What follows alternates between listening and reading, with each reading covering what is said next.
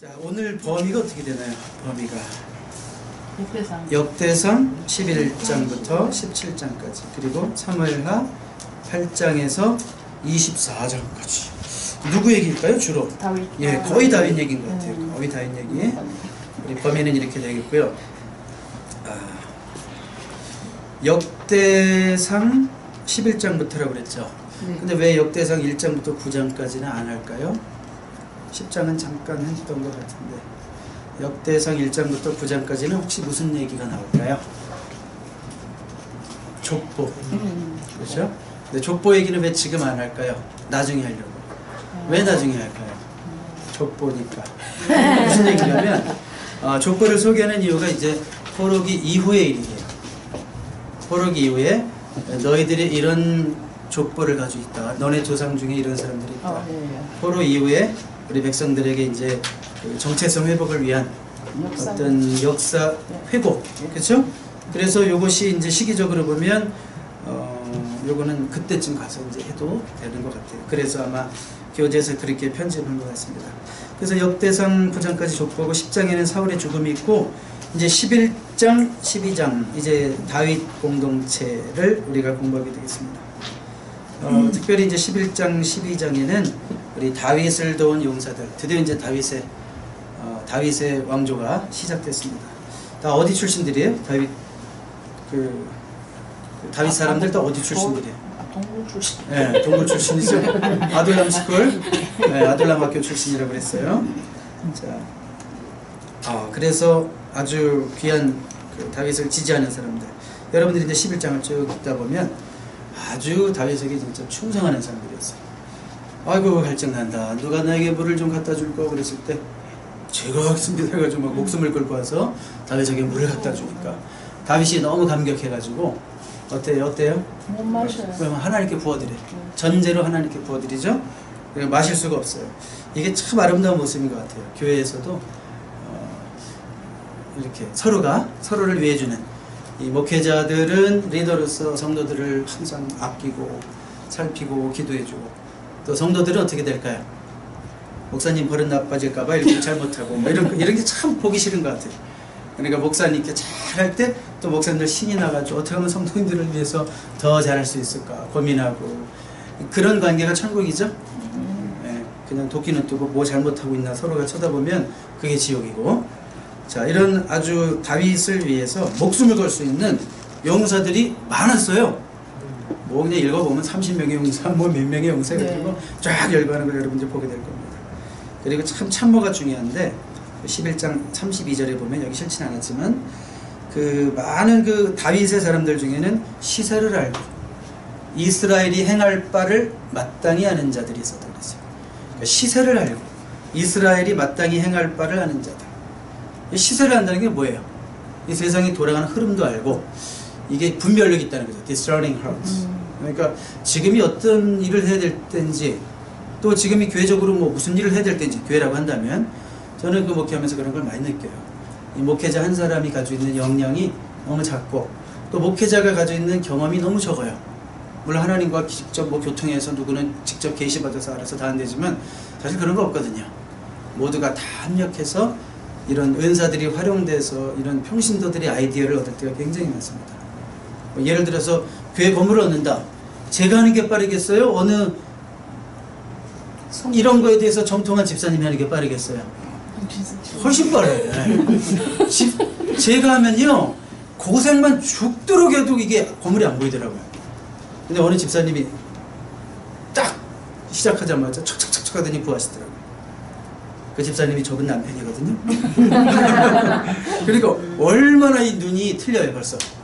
그래서 그래서 확실히 우리 눈이 틀리구나. 저는 성경 보는 눈은 좋을지 몰라도 저는 돈을 보는 눈도 없는 것 같아요.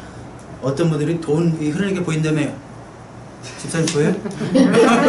보이는 사람이 되잖아요. 그러니까 저는 그런 건 절대 안 보이고, 그러니까 교회가 이런 좋은 일꾼들, 참모들이 다 모여 있을 때 정말 하나님 나라 확장을 위해서 모두가 요긴하게 쓰임받아서 건강한 공동체가 될 수 있구나라는 걸 알 수 있고요. 다윗 공동체의 성격 중에서 제일 중요한 것은 제가 한번 실어봤는데 한번 읽어볼까요?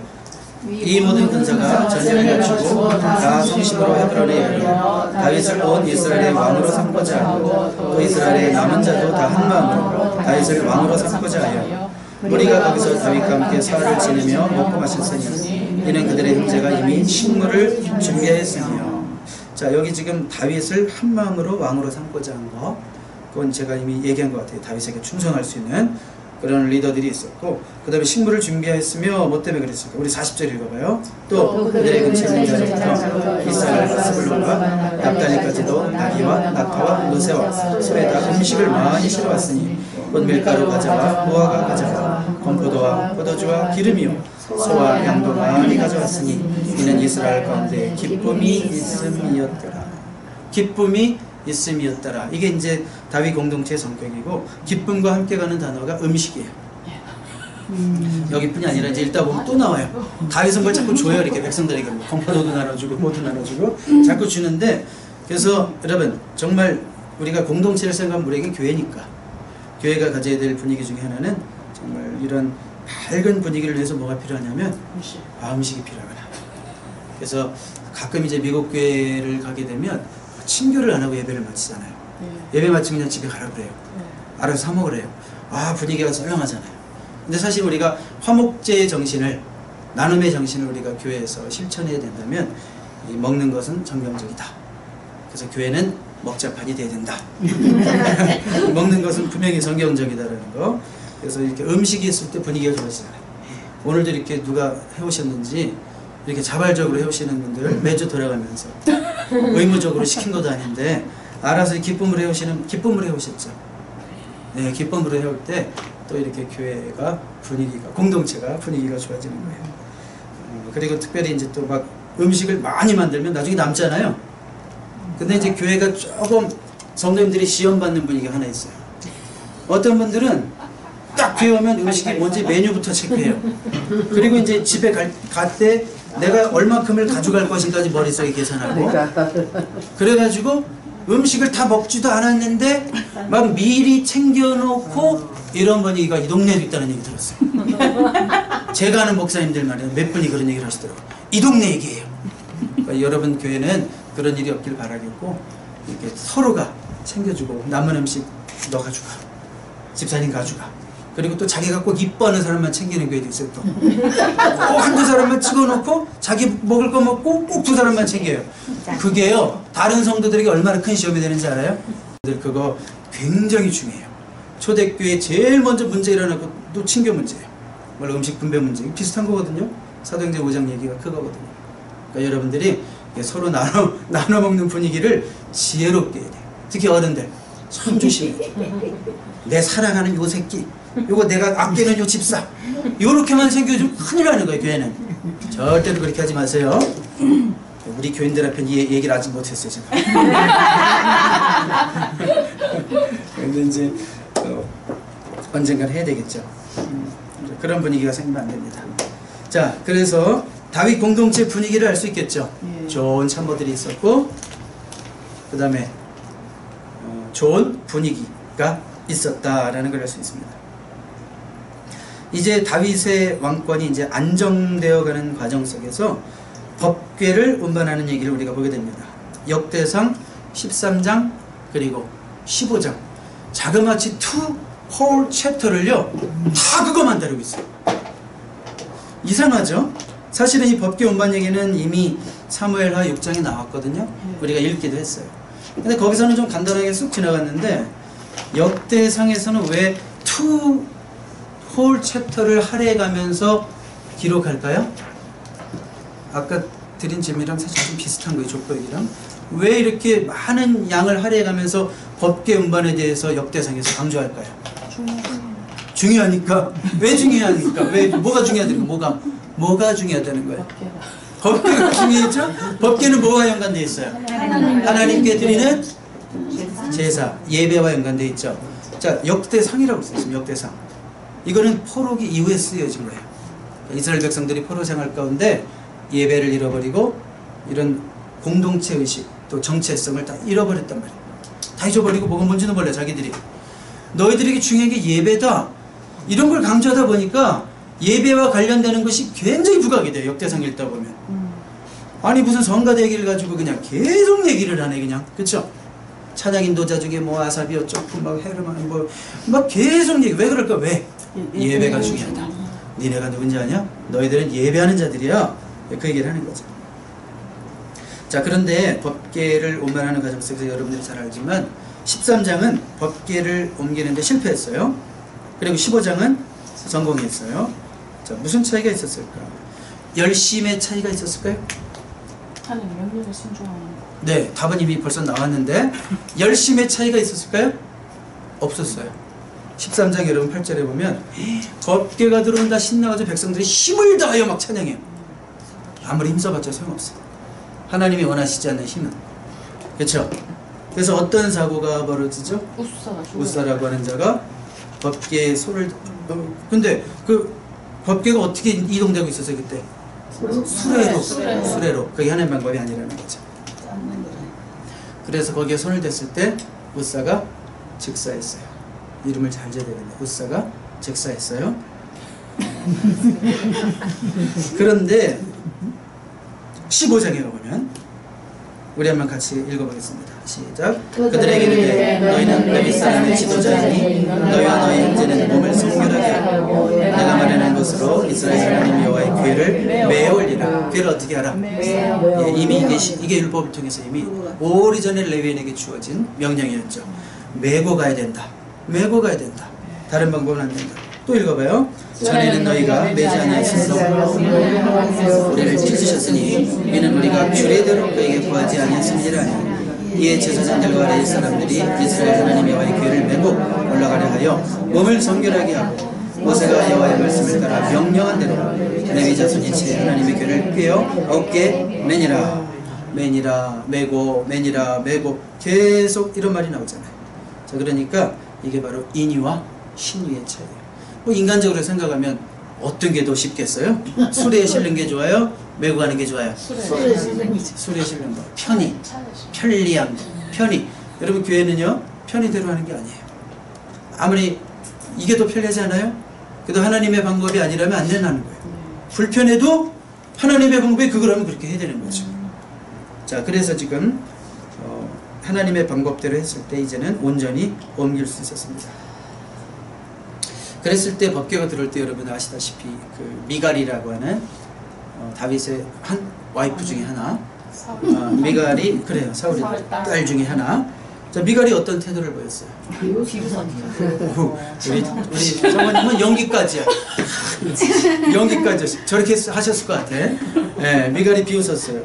그 사무엘하 6장쯤에 보면 아유 왕이 채통이 없으시게 그게 뭐 하는 거냐 뭐 그런 얘기하죠. 그 다윗이 막 급해가지고 아마 잠옷바람이 나가실지도 모르잖아요. 막 춤을 추는데 그 미갈은 그게 창피한 거예요. 그래서 여러분 사실 목회자들은 옷도 단정하게 입어야 되겠죠. 제가 너무 그런 쪽에서 자유분방하게 가끔 외출하거든요. 모자 쓰고 티셔츠 입고 추리닝 입고 나갈 때 운동화 신고. 네?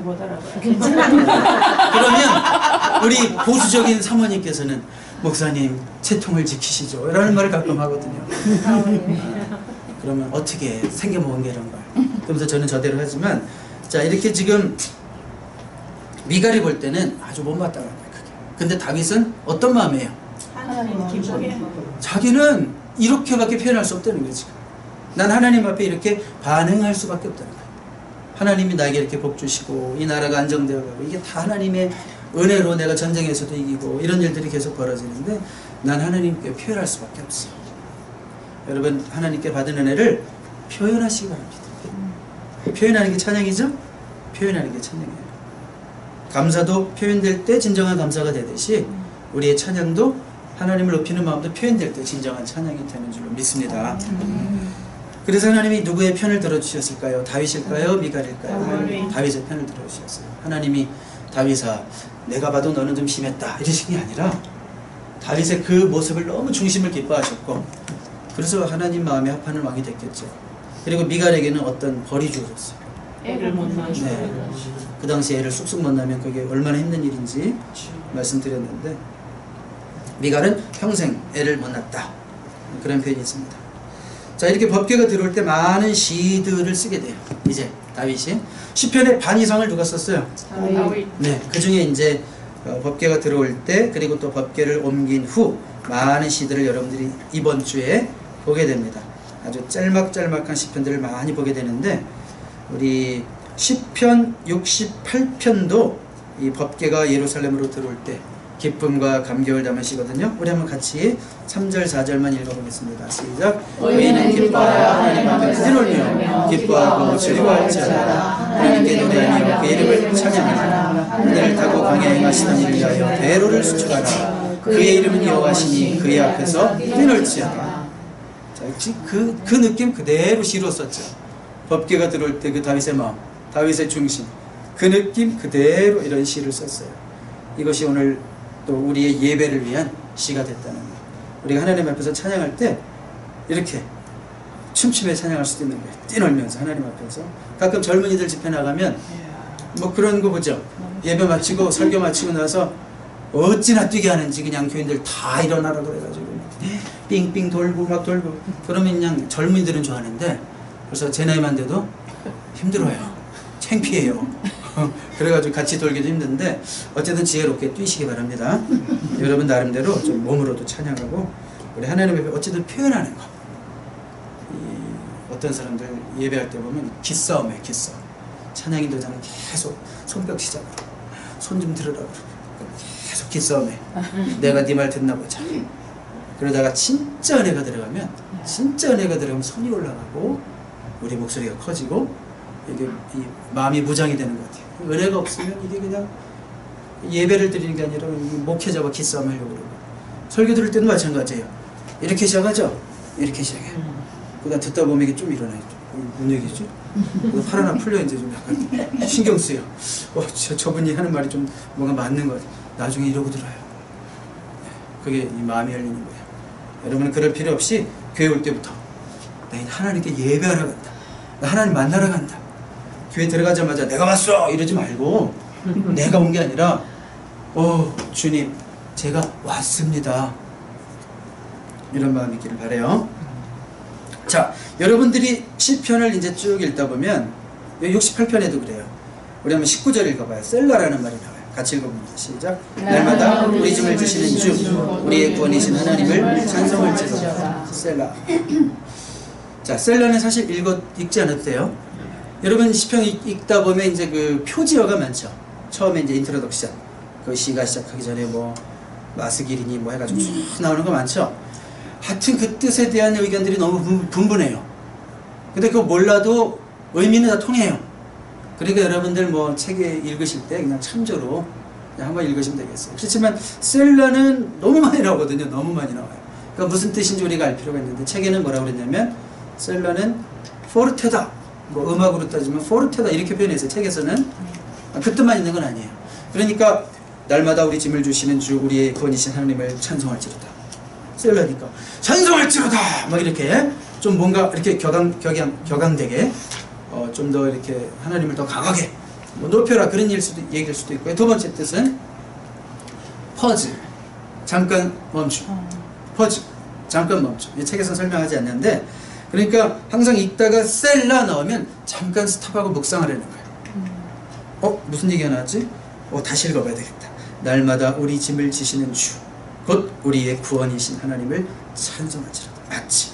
날마다 내 짐을 지시고 나를 구원하신 하나님이시지. 아멘이지. 이렇게 묵상하라는 거예요. 그러니까 강조죠. 어쨌든 강조예요. 그러니까 셀라가 나오면 포르테고 두 번째로 퍼지고 두 가지를 생각하면 우리가 이해하는 데 어려움 없을 것 같아요. 그 외에 뭐 다른 것들은 여러분 그냥 책에 있는 거 참조하시고 뭐 특별히 무슨 마스기리니 뭐니 이런 거 몰라도 우리가 시편을 이해하는 데 크게 어려움은 없을 것 같아요. 자, 이렇게 법궤를 잘 옮기고 법궤를 옮긴 후에 또 많은 시를 쓰고 이제 17장에 가면 다윗 언약이 주어지는데 우리 다윗 언약도 이미 봤죠? 지난주에 사무엘하 7장에서 봤어요. 자, 누구를 통해서 하나님의 그 축복이 약속이 주어질까요? 나단 선지자. 예, 참 나단은 균형 있는 사람이에요. 그 모든 축복의 언어들이 나단을 통해서 다윗에게 주어져요. 근데 나단은 좋은 말만 하는 사람 아니에요. 처음에는 여기 언약을 받을 때도 그래요. 왕이시여 뭐든지 마음에 원하시는 대로 다 하나님이 들어주실 거니까 다 기도하라고 막 이렇게 격려하다가 또 밤새 기도하다가 하나님께 다른 영감 계시를 받았어요. 그래서 그때 받은 얘기를 또 그대로 왕에게 전하고, 이게 좋은 말만 전하는 게 아니라 나중에 이제 뒤에 가면 다윗이 범죄했을 때 다윗을 콕 찍은 사람이 또 누구예요? 나단이라고 말해요. 이게 진짜예요. 그렇죠? 이게 진짜 충신이고, 다윗에게 이런 영적 지도자가 있었다는 게 복이죠. 다윗은 평신도고 왕일 뿐이에요. 그렇지만 나단은 요즘으로 말하면 목사님이고 제사장이잖아요. 근데 성도님들이 어이구 잘하십니다, 잘하시는 거예요, 다 뭐 세상이 그런데 집사님 100점 이렇게만 얘기하는 목사님 너무 좋아하지 마세요. 네? 네. 정말 나의 잘못을 알면서도 눈 감아주는 목사님 너무 좋아하지 마세요. 정말 때로는 물론 개인적으로 겨냥하면 안 되죠. 그렇지만 이 말씀을 통해서 적용되는 대로 하나님 말씀이 그것을 얘기하고 있다면 그대로 얘기하는 사람을 존경해야 되는 거예요. 성경이 심지어 동성연애를 얘기하고 있다. 여러분 혹시 성도님들 가운데 내 자식이 동성연애자라는 생각을 하면요, 목사님들도 참 힘들어요. 동성연애에 대해 설교하니까. 그렇지만 우리가 무슨 얘기를 해야 돼? 성경적으로만 얘기하는 거예요. 성경적으로. 뭐든지 그렇습니다. 성경적으로만 얘기해야 되는 거예요. 나단은 그런 의미에서 균형 있는 참 지혜로운 또 하나님이 쓰시는 선지자였던 것을 알 수 있죠. 자, 다윗이요 너무 감사했어요. 나단을 통해서 이제 그 축복이 주어졌죠. 너의 대가 영원할 것이고 또 너 아들을 통해서 성전이 지어질 것이고 막 이런 말이 나왔을 때 다윗이 어떻게 감사의 기도를 드리는지 역대상 17장 16절 그리고 25절을 읽겠습니다. 시작. 다윗이 여호와 앞에 들어가 앉아서 이르되 하나님이여 나는 누구여며 내 집은 무엇이기에 나에게 이에 이르게 하셨나이까. 나의 하나님이여 주께서 종을 위하여 왕조를 세우실 것을 이미 듣게 하셨으므로 종이 이 기도로 간구할 마음이 생겼나이다. 우리 16절에 보면 나는 누구이오며 내 집은 무엇이기에, 내가 누구이기에, 내가 뭐길래, 이게 은혜 받은 자 입에서 나오는 거예요. 하나님 왜 나만? 이건 뭐예요? 불평이 가득 찬 사람이고. 내가 누구이기에 도대체. 은혜가 뭐라고 그랬어요? 제가 한 그런 설명 드렸죠. 잘 되는 게 어디 그냥 저절로. 내가 한 것도 없는데 잘 돼. 그런 사람은 입에서 그런 말이 나올 수밖에 없어요. 내가 누구이기에.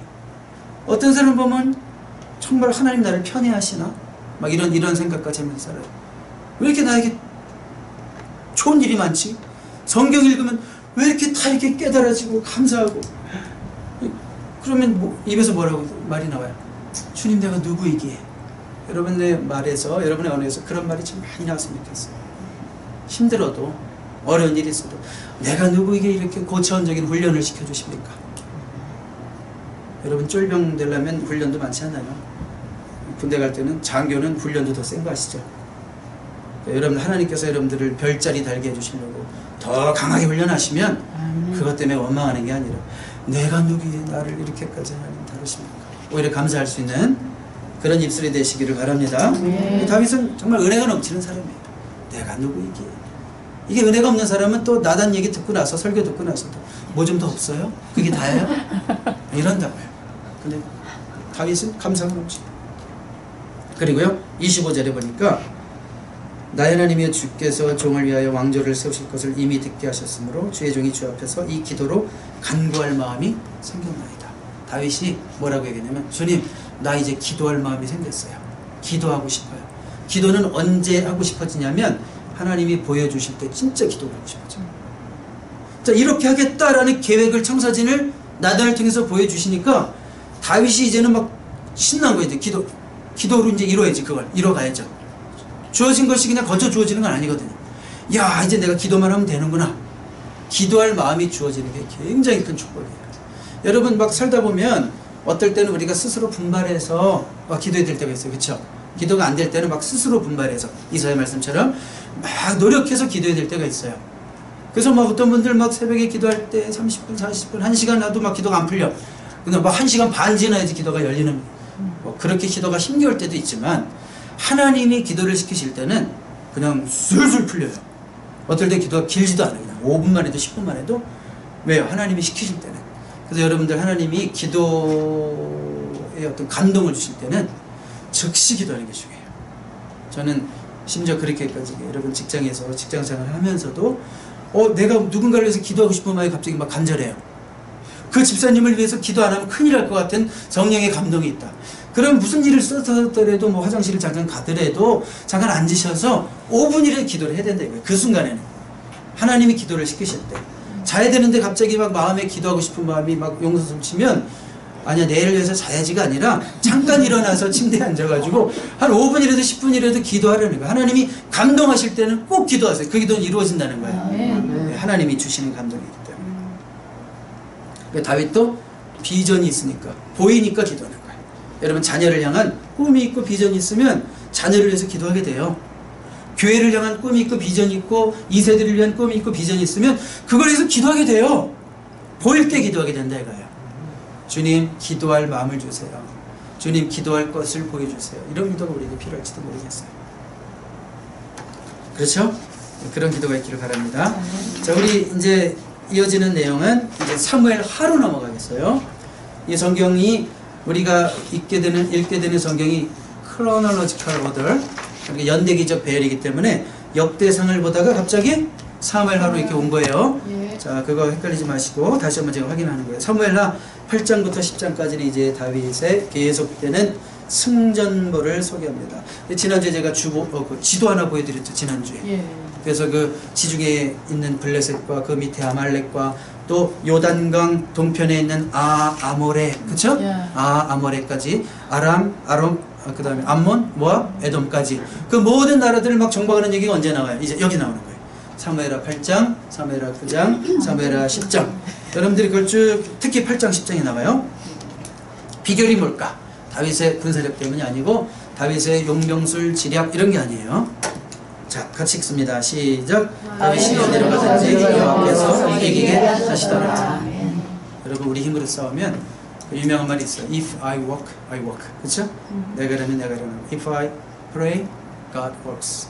우리가 기도하면 하나님이 일하신다는 그 명언처럼 하나님이 함께 하시면 백전백승. 내 힘으로 싸우면 내 힘만큼 그러니까 이길 수도 있고 질 수도 있고. 그래서 우리에게 절대적으로 필요한 것은 하나님의 은혜. 그렇죠? 여러분 목사님들은 다 그럴 거예요. 강단에 설 때마다 설교할 때마다 주일 아침에 특별히 주일 아침에 어떤 마음을 가지실까요? 하나님 정말 도와주세요. 불쌍히 여겨주세요. 내 입이 짧아요. 내 입술이 짧아요. 내 생각이 짧아요. 내 영감이 부족해요. 하나님 30분밖에 안 되는 그 짧은 시간을 통해서 우리 성도님들의 영이 살아날 수 있도록 깨달을 수 있도록 하나님 나를 붙들어 주세요. 이런 막 절박한 기도가 있죠. 막 토요일부터는 그냥 절박한 기도가 나오죠. 그런 기도 있죠. 이런 목사가 아니라 또 다른 느낌이에요. 하여튼 뭐든지 사업을 할 때도 중요한 사람을 만나야 돼. 내가 이 사람 만나가지고 얘기가 어떻게 되느냐에 따라서 내 사업의 어떤 결정적인 어떤 전환점을 맞이할 수 있다면 우리가 어떻게 기도해야 돼요? 하나님 나는 지혜도 부족하고 나는 협상 기술도 부족하지만 하나님이 도와주셔서 그때 꼭 필요한 말이 내 입에서 나오게 하시고 그 사람을 감동시킬 수 있는 그 사람에게 신뢰감을 줄 수 있는 그런 하나님의 역사가 있게 해달라고 나를 좀 불쌍히 여겨달라고. 그게 하나님의 힘으로 싸우는 거예요. 그렇죠? 매사에 그렇게 다윗은 싸웠어요. 여러분들이 제가 언급하지 않은 부분도 있지만 다윗은 아주 유치할 정도로 물어보는 기도가 나와요. 이제 읽다 보면 하나님 싸우러 갈까요 말까요? 애 같아. 하나님 그거 할까요 말까요? 그래 나가라. 근데 한번 이제 이겼어요. 근데 똑같은 상황이 왔어요. 한번 경험했으니까 이제 그냥 나가도 되죠. 또 물어봐요. 하나님 이번에는 어떻게 할까요? 근데 하나님이 다른 방법으로 알려주시잖아요. 그러니까 매 순간 하나님을 의지하는 아주 그 철저하게 의지하는 그 마음이 하나님 보실 땐 진짜 최고 이쁜 거예요. 자녀들도 언제가 이뻐요? 엄마 아빠 6살짜리 엄마 아빠 걱정하지 마. 내 인생 내가 살아요. 이러면 정말 꼴 보기 싫지. 그렇죠? 일찌감치 철든 애들 별로 보기 싫죠. 엄마 아빠는 모든 걸 가지고 있는 것처럼 우리 막내딸이 어렸을 때 그랬어요. 아빠 피자 사줘. 아빠 뭐 사줘. 뭐 사줘. 그러면 오빠들이 야 아빠가 뭐 부자인 줄 알아? 아빠가 뭐 말만 하면 되는 줄 알아? 아빠는 카드 하나면 다 돼. 이건 뭐야? 아주 전적인 믿음이죠. 아빠한테 ask 하면 it will be given. 주어질 거라는 확실한 믿음. 그러니까 걔는 그렇게 살더라고 진짜. 자기 믿음대로. 응? 여러분들 다윗이 어디로 가든지 여호와께서 얘기하셨더라. 여러분 9장에 가면요, 그 사울의 손자 요나단의 아들 머비보셋에게 은혜를 베푸는, 다윗이 은혜를 베푸는 얘기가 나오는데요. 이게 승전복 가운데 껴 있어요. 왜 그럴까? 저는 이게 그렇게 해석했어요. 이게 진짜 승리다. 자, 다윗이 찾습니다. 사울 왕가에 남아있는 사람이 있느냐? 왜 찾아요? 사윗의 씨를 멸하려고 찾는 게 아니에요. 아니죠. 은혜를 베풀려고. 누구 때문에? 네, 요나단과 약속한 것이 있었어요. 사실은요, 그 당시 그 시대에 이 사울은 어떻게 보면 다윗과 원수잖아요, 원수. 근데 적의 손자를 살려둔다?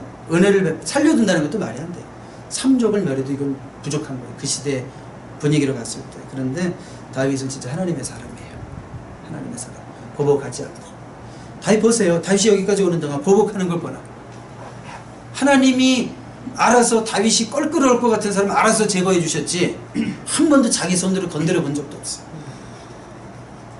자, 그리고 나서 이제 요나단과 한 약속, 그래서 머비보셋에게 은혜를 베푸는 이야기인데요. 한번 9장 6절 7절 읽어보겠습니다. 시작. 사울의 손자 요나단의 아들 머비보셋이 다윗에게 나와 그 앞에 엎드려 절하매 다윗이 이르되 머비보셋이 아니야 그가 이르기를 보소서 당신의 종이니이다. 다윗이 그에게 이르되 무서워하지 말라. 내가 반드시 네 아버지 요나단으로 말미암아 네게 은총을 베푸리라. 내가 내 할아버지 사울의 모든 밭을 다 네게 도로 주겠고 또 너는 항상 내 성에서 떡을 먹을지니라 하니. 자, 은총이라는 단어, 은혜, 은총, 헤세드, 유명한 이 단어가 계속 반복되는데, 머비보셋에게 이런 은총이 주어지는 것은 누구로 말미암아? 요나단으로 말미암아. 그러니까 이렇게 머비보셋이 복받는 것은 머비보셋 때문에 아니면 요나단 때문에? 자, 여러분들이 예수 믿고 구원받은 것은 나 때문에, 예수님 때문에? 그게 꼭 적용이 돼야 돼요. 이 말씀 통해서 우리가 구원받은 것은 내 공로도 아니고 내 행위도 아니고 내 잘남도 아니고 내 부모의 유산도 아니고 누구 때문에? 오직 예수님 때문에. 머비보셋은 이런 거 받을 자격 하나도 없고 재산을 회복할 수 있는 자격 하나도 없어요. 자격 없어요. 오직 한 가지, 요나단 때문에, 요나단과 한 약속 때문에. 우리가 구원받는 것도, 우리가 받는 모든 누릴 수 있는 축복, 예수 믿기 때문에 누릴 수 있는 모든 축복도 다 예수님 때문에 받을 수 있는 건지를 믿습니다. 이게 정말 복음이에요. 자, 이런 은혜의 이야기, 이게 진짜 승리의 이야기고요. 계속 승리만 되었으면 좋겠는데 안타깝게도 이제 다윗의 순환 시대를 보게 됩니다.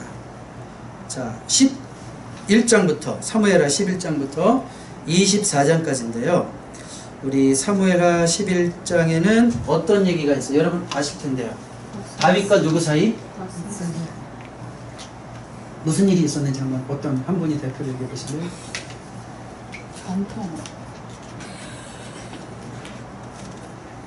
네, 간음죄를 저지르는데 그때 다윗의 상태가 어땠어요? 여유로웠죠. 네, 이렇게 말하면 좀 맞는 것 같아요. 이제는 치열한 전쟁이 없죠. 다윗은 항상 전쟁터에 나갈 때 직접 뛰는 장수였죠. 근데 여러분들이 이제 사무엘하 11장을 읽다 보면 요압과 군사들은 다 나가 있는데 다윗은 네, 좀 여유 있게 왕궁에 머물러 있었고, 그 다음에 늘어지게 자다가 오해 일어났다고 그랬어요. 얼마나 퍼졌는지. 네. 자, 그런데 이제 어떤 일이 벌어지냐면 여러분 다 아시는 얘기잖아요.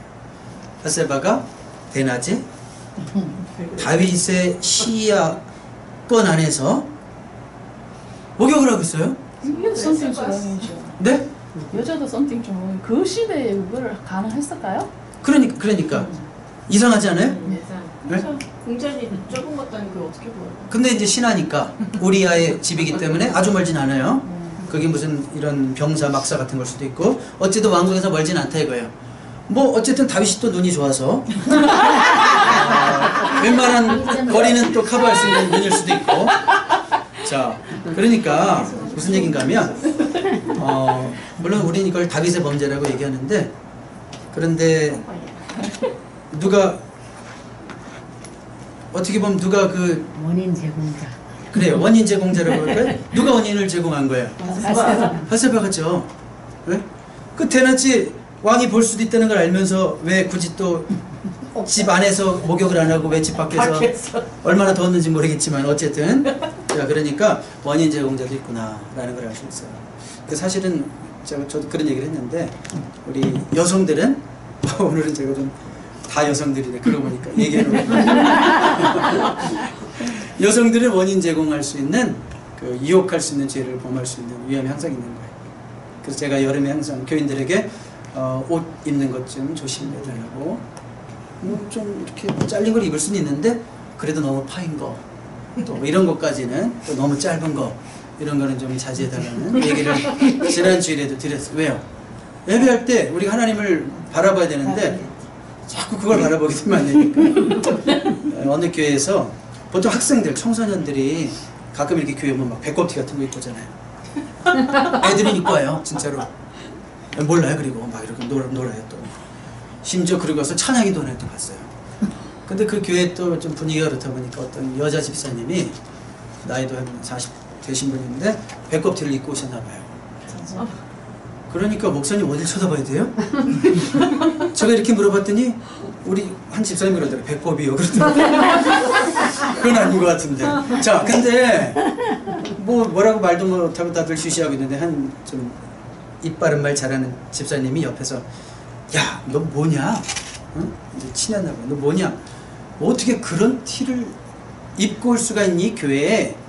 그랬더니 그 집사님이 하는 말이, 하나님은 중심을 보신다고 그러지 않았어요? 중심을 하나님께 중심을 잘 보여드린다. 농담이겠지만, 하여튼 누가 지어낸 얘기인지 진짜 한 얘기인지 모르겠지만, 자, 원인 제공하는 죄도 있고, 그렇다고 해서 원인 제공한다고 다 넘어가는 건 아니잖아요.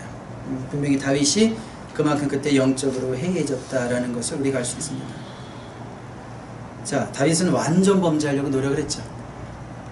그래서 결국은 그 우리아를 전장에 나가서 죽게 해버립니다. 사실은요, 이때부터 다윗의 이제 그 신뢰가 떨어지는 거예요. 누가 알아요? 그 일을 누구한테 시켰어요? 요압은 가장 측근이에요. 근데 요압에게 찍힌 거 이제. 앞으로 요압 말 안 들어요. 하나님이 다윗을 용서해도 요압은 이제 다윗을 예전처럼 더 이상 대하지 않아요. 그리고 나중에 이런 일들을 이제 다 드러나게 되죠. 그럼 누가 알아요? 자식 새끼들이 알죠. 암논이 알죠? 압살롬이 알죠? 하는 짓거리들 보세요. 내 아버지도 저랬는데 뭐 내가 못할 게 뭐가 있어. 그래서 자식들은 부모의 등 보고 배우는 거예요. 말로 배우는 게 아니라. 이제 그런 일들이 벌어지죠. 완전 범죄는 없습니다. 나단이 책망하죠? 비유를 들어가면서 책망을 합니다. 물론 다윗의 위대함이 있습니다. 나단이 책망했을 때 다윗의 반응이 어땠어요?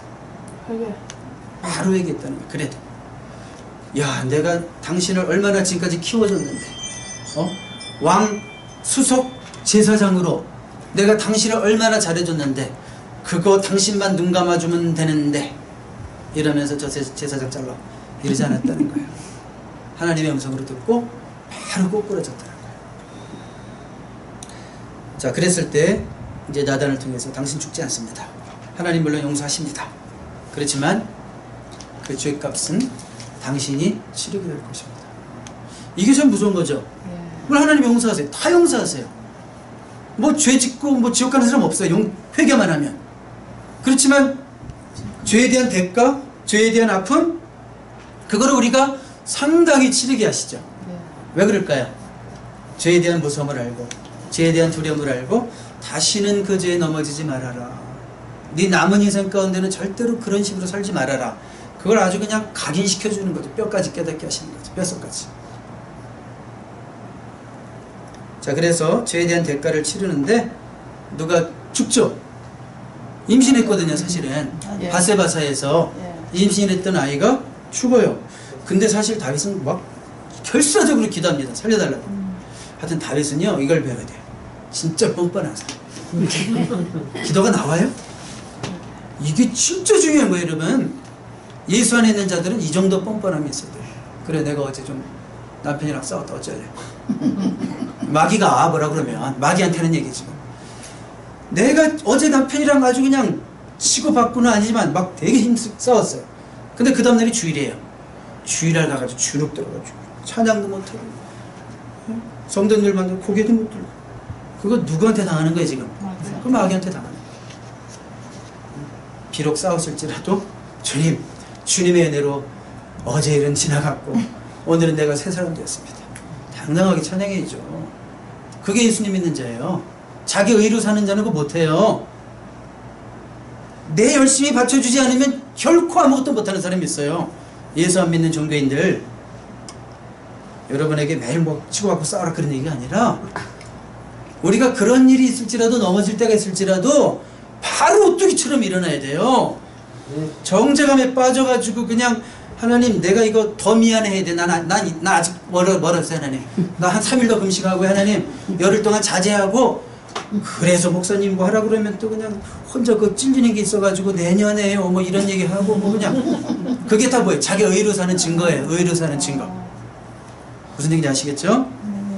그래서 전 다윗이 부럽기도 하고, 이게 다윗이 위대한 거다. 기도가 나오니? 이렇게 옆에서 얘기해도 그래 기도한다 어쩔래. 그래도 하나는 부르잖아요. 그러면서 언제까지 기도하냐면 그 아이가 죽기 전까지는 포기를 안 해요. 죽어가는데도 포기를 안 해요. 그럼 기도의 원리예요 그게. 하나님께서 하나님의 뜻을 분명히 보여주기 전까지는 기도는 포기하는 게 아니고, 중간에 뭐 하나님 뜻인가 봐, 이건 기도 안 하는 사람들이 하는 얘기고, 하나님 확실히 보여줄 때까지는 그런 얘기 하지 마요. 기도하면서 정말 증거가 있고 응답의 열매가 분명히 나타났을 때 포기하는 거죠. 다윗도 그랬습니다. 아이가 죽으니까 이제는 다시 원상복귀해서 일합니다. 자, 우리가 한번 거기서 그 의미심장한 한 패러그래프를 읽어봐야 되겠어요. 거기 있죠. 하나님의 은혜는, 여기도 있나 봐요. 여기 있나? 여기 없다. 제가 못 넣었어요. 하나님의 은혜는, 시작. 하나님의 은혜는 죄를 용서합니다. 그러나 하나님의 통치는 그 사람이 뿌린 씨를 거두게 하실 수밖에 없습니다. 그 결과 범이 다윗의 집에서 떠나지 않았습니다. 다윗은 한순간의 유격으로 말미암아 엄청난 값을 치르게 되었음을 볼 수 있습니다. 이런 사례들은 우리가 정말 얼마든지 볼 수 있고요. 1970년대, 80년대 굉장히 유명했던 방송 설교가 짐 베이커라는 사람이 있었어요. 지미 스웨거트도 있었고, 짐 베이커라는 사람이 너무 막 사역이 확장되다 보니까 교만해져서 물질의 욕심을 갖기 시작했고, 나중에는 성적인 스캔들에 걸려서 정말 그 한 사람, 그리고 지미 스웨거트, 이런 두 사람의 그 성적 스캔들 때문에 그 당시 미국 전역에 방송 선교를 하는 모든 목사님들이 된소리를 맞은 시기가 있었어요. 정말 신실하게 방송 선교를 잘하는 목사님들도 많았는데, 짐 베이커, 지미 스웨거트가 방송에 나와서는 정말 천상의 언어로 얘기하고, 지미 스웨거트는 피아노를 치면서 찬양을 하면 성도들이 눈물을 흘리고, 그러니까 막 헌금이 엄청 들어와서 부자가 되고, 그때가 방송 인터넷이 없기 전에는 그때는 TV가 에브리띵이었거든요. 그 TV를 보면서 은혜 받는 미국 사람들이 굉장히 많았던 시대예요. 70년대, 80년대 후반까지도. 근데 이 두 사람들이 성적 스캔들로 무너진 다음에 미국의 전역에 엄청난 목사님들이 다 된소리를 맞은 거예요. 하나님의 영광이 그렇게 가려진 거예요. 그리고 짐 베이커나 지미 스웨거트 같은 사람들 어떻게 됐을까요? 오늘 하나님께 회개했죠. 다 드러났으니까. 회개했으면 하나님이 그대로 회복시켜 주시나요? 그들의 사역은 더 이상 이제 유명무실해지는 거죠. 짐 베이커 같은 분은 I was wrong 이라는 책도 써서 제가 그때 잘못했습니다 라는 책도 쓰고 뭐 공개 사과도 하고 했지만 회복이 안 되는 거예요. 왜요? 하나님은 용서하시지만 사람은 잘 용서를 안 해요. 사람에게는 그 이미지가 남아요. 각인이 되어 있어요. 그래서 우리가 이런 물질의 죄, 성적인 죄가 오늘 하나님이 용서하실 수 있어요. 그렇게 말하면 너무 편하지만, 그러나 그것 때문에 생기는 열매, 또 결과, 또 많은 불신자들에게 미치는 영향, 또 믿음이 약한 자들에게 미치는 영향, 그런 걸 생각하면 얼마나 그것이 두려운 건지 알 수 있겠죠. 또 한 분 같은 경우에는 이제 고든 맥도날드라는 목사님이 있어요. 들어보셨나요? 고든 맥도날드. 이분은요, 좀 쉽게 말해서 비서와 스캔들이 났어요. 비서. 교회 비서. 근데 이분은 모든 걸 다 내려놓고 내가 잘못했습니다. 떠났어요. 사역지를. 아주 어려운 시간을 겪어서 회복의 자리로 갔어요. 다시 교회가 그를 불러줬어요. 본인이 뭐 있겠다고 이런 뻔뻔스러운 목사가 아니었고 교회가 다시 그를 불러줬어요. 그래가지고 이분은 그 이후로 훨씬 더 크게 쓰임받았어요. 그러니까 이런 은혜도 있다고요. 그러니까 하나님께 철저히 회개했을 때 어떤 면에서 다윗이 회개하고 난 다음에는 인생은 꼬이죠.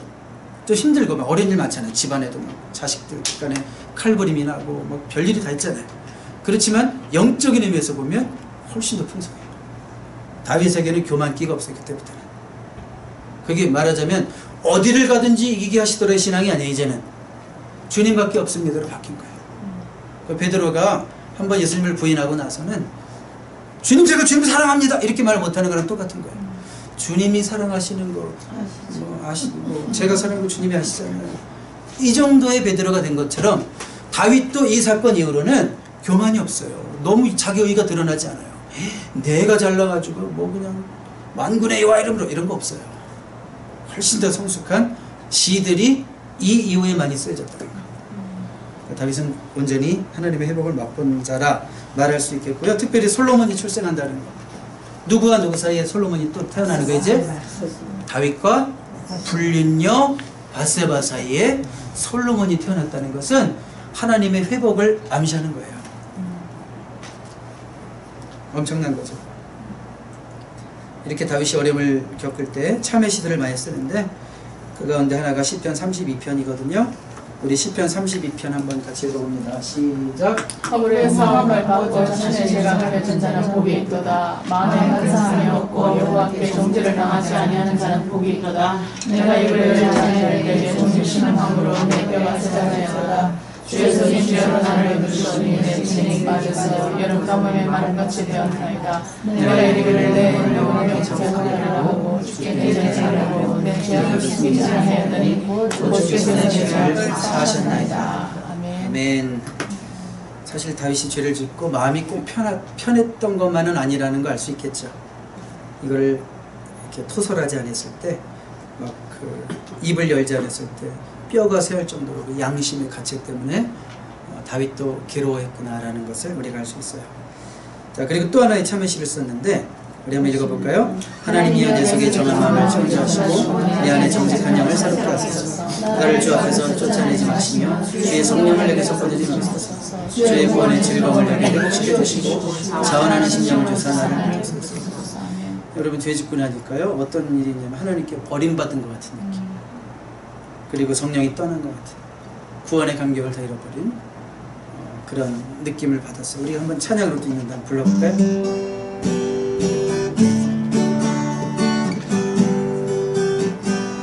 정결한 마음, 정결한 마음 주시옵소서. 오 주님, 정직한 양을 새롭게 하소서. 정결한 마음 주시옵소서. 오 주님, 정직한 양을 새롭게 하소서. 나를 주님 앞에서 멀리 하지 마시고 주의 성령을 거두지 마소서. 그 구원의 기쁨 다시 회복시키시고 변치 않는 맘 내 안에 주소서. 자, 이 찬양이 다윗의 그런 참회하는 가운데 나오시라는 걸 우리가 알 수 있겠고요. 그리고 이제 이어지는 내용들을 우리가 쭉 보게 되는데 그 이후, 그 범죄 이후 아들 암논이 배다른 딸 다말을 범하는 사건을 보게 됩니다. 자, 암논이 다말을 너무 사랑했어요. 짝사랑하다가 뭐 상사병 같은 게 걸리죠. 그래가지고 하여튼 어떻게 이렇게 계략을 써가지고 자신의 이복 동생을 범하게 됩니다. 근데 참 그 이후의 일이 정말 지저분하죠. 범하고 난 후에는 전에 사랑했던 마음보다도 더 미워했다. 그래서 많은 그 성상담을 하는 분들이 젊은이들에게 이런 얘기를 하죠. 이게 콜라병 이런 얘기예요. 콜라병.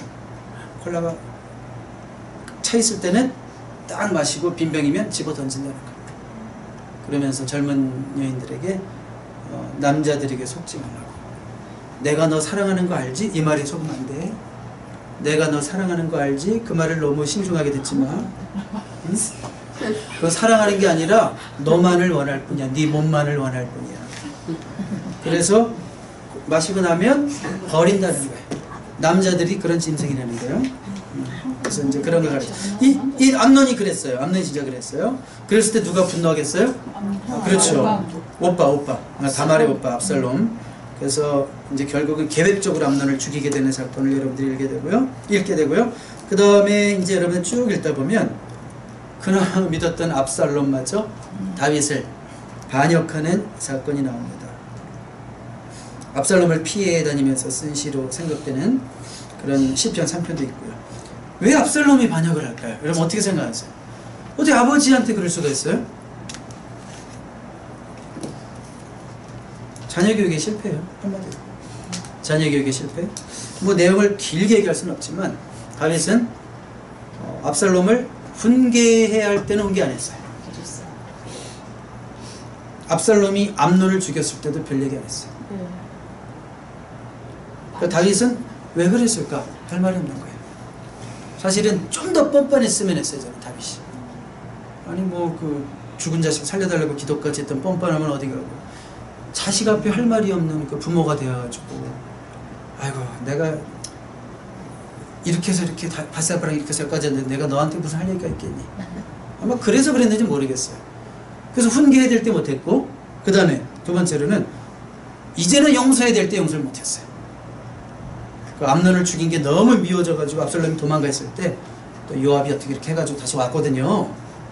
그런데 얼굴을 안 봐요. 그래도 애증이 교차하는 거예요.